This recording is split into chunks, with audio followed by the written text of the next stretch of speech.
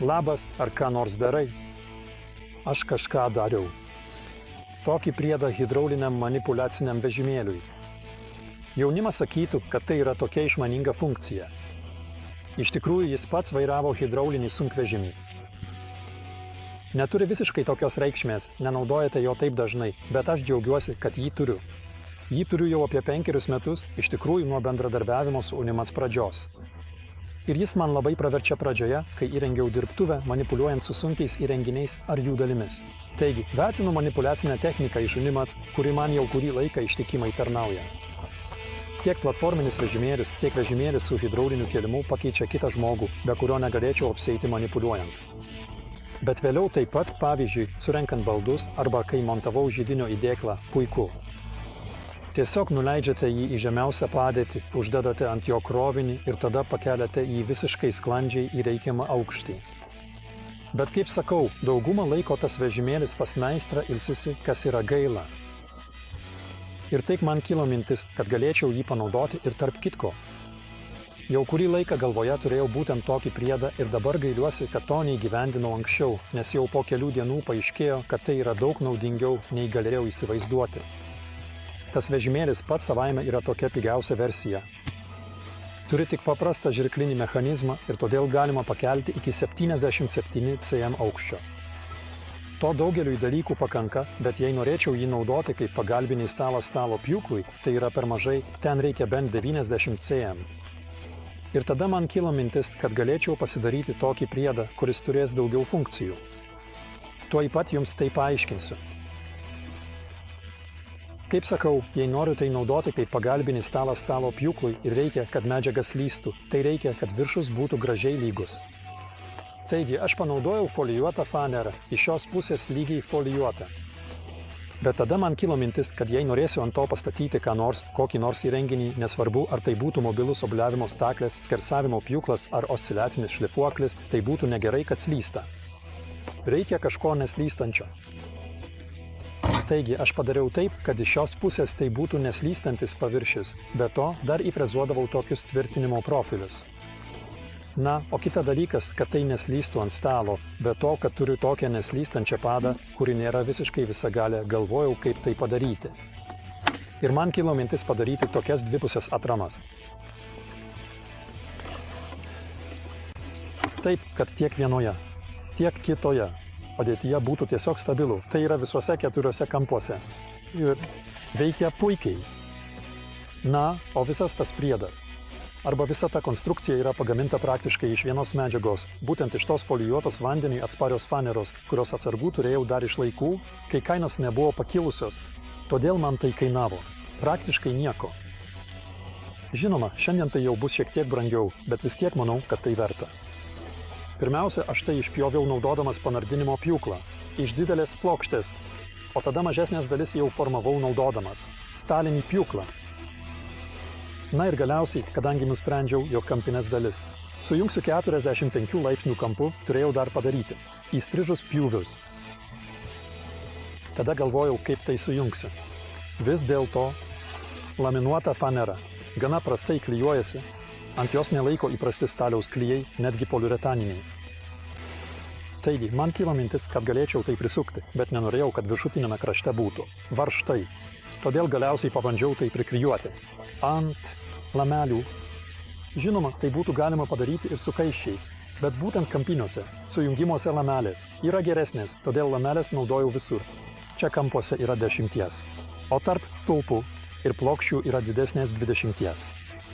Kiek skaičiavau lamelių skerspjūvis ir jų klijavimo plotas yra didesnis nei atitinkamų kaiščių, todėl tvirtumo atžvilgiu. Tai turėtų būti geriau nei kaiščiai. Bet apie tai galbūt pakalbėsime kitame vaizdo įraše. Na, o tada aš tik gręžiau skyles kampiniuose elementuose, varžtams, o šie judančiuose elementuose turėjau išfrezuoti 6 mm skersmens griovelį tiems varžtams. Na ir galiausiai turėjau pagaminti šias veržles, kad visos 4 būtų vienodos. Jei norite pamatyti išsamų procesą, kaip gaminamos tokios veržlės, galite pažiūrėti vieną iš mano senesnių vaizdo įrašų. Taigi, tam dar reikėjo 4 varžtų, 4 didelių poveržlių ir 4 įkalamų veržlių, kurios iš tikrųjų yra čia viduje. Kad nepamirščiau, žinoma, visur nušlifavau kraštus, o toje kitoje pusėje, toje lygioje, juos nušlifavau šiek tiek daugiau, kad susidarytų toks įėjimo kraštas. Kai stumiu medžiagą, kad jį lengviau ten patektų. Tam padeda ir tai, ko nežinau, ar tai yra tyčinis sprendimas, ar tik šio konkretaus vežimėlio savybė. Kad viršutinė plokštė nėra horizontali, ji šiek tiek pakreipta, kas galiausiai pasirodė esas geras dalykas, nes kai medžiaga juda, ji visada yra žemiau, pavyzdžiui, stalo pjūklo lygio, ji pasiekia čia.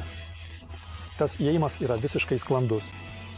Na, o frezavimas šių tvirtinimo profilių, kaip minėjau, pirmiausia bandžiau tai padaryti su panardinamu pjūklu, bet kadangi turiu akumuliatorinį, kuris turi labai siaurą pjūklo diską, tai užtruko labai ilgai. Taigi galiausiai paaiškėjo, kad greičiau ir vis dėlto tiksliau, bei švariau tai padaryti naudojant viršutinę frezą. Po to, kai išfrezuotos tos griovelės, paaiškėjo, kad medžiaga gana stipriai susilpnėjo.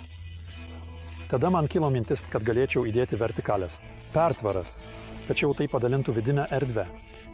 Ir tai būtų gaila, nes jau tuo metu supratau, kad puiku, jog galiu ten įdėti kokius nors ilgus daiktus, pavyzdžiui, pjūklo liniuotę, ar kokią nors ilgą medžiagą. Taigi galvojau, kaip tai padaryti. Galiausiai padariau tokias atramas, kas yra gerai ir dėl to, kad varžtai turėjo į ką įsukti. Ir kad tikrai sutvirtinčiau tą viršutinę plokštę. Pasigaminau tokį stulpelį iš 4 faneros gabalų, kuriuos kampuose gražiai sujungiau įstrižai. Ir tas stulpelis taip puikiai tinka, kad pats savaime laikosi, bet prireikus. Galiu jį bet kada išimti.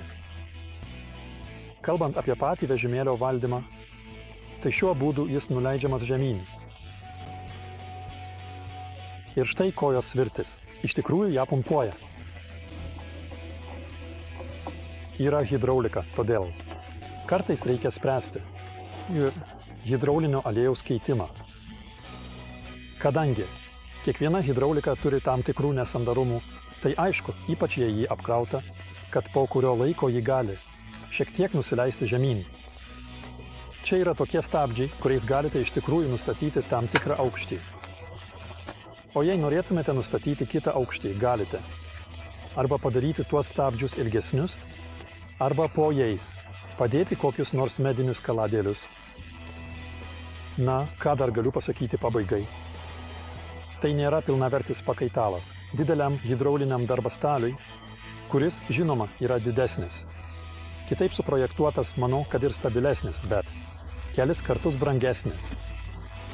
Tai iš tikrųjų yra tik priedas. Skirtas geriau išnaudoti tokį mažą hidraulinį manipuliacinį vežimėlį, kurį galima įsigyti už gana įdomią kainą. Kad tik negirčiau arba kad turėtumėte visą informaciją, reikia pasakyti, kad palyginti su kokiu nors kitų mobiliojo darbo stalu, šis yra gana sunkus.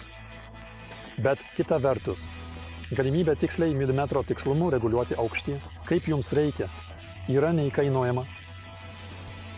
Kol kas visada galvojau, kur tą vežimėlį paslėpti, kad jis man dirbtuvėje per daug netrukdytų. Dabar jis visada stovi lauke. Jis yra šalia manęs ir galiu jį perkelti, kaip man reikia. Ir net per tas kelias dienas, kai jį naudoju, jis tikrai pranoko mano lūkesčius. Naudoju jį tiek mašinoms, kaip osciliaciniai šlifuokliai, mobiliai obliavimo mašinai ar kampiniai pjūklai, tiek kaip visiškai paprastą stalelį ar darbo stalą mažesniems daiktams ir, žinoma, kaip pagalbinį stalą apdirbant tiek obliavimo mašinoje, tiek stalinėje pjūklėje. Ir pagaliau turiu jums prašymą. Jei turėtumėte kokių nors idėjų, kaip patobulinti konstrukciją, arba turite kitų minčių, kaip panaudoti šį vežimėlį su priedu, prašau, praneškite man apie tai komentaruose po vaizdo įrašu. Po vaizdo įrašu taip pat rasite nuorodas į visus produktus, kuriuos matėte. Ačiū, kad žiūrėjote. Būkite laimingi ir darykite ką nors.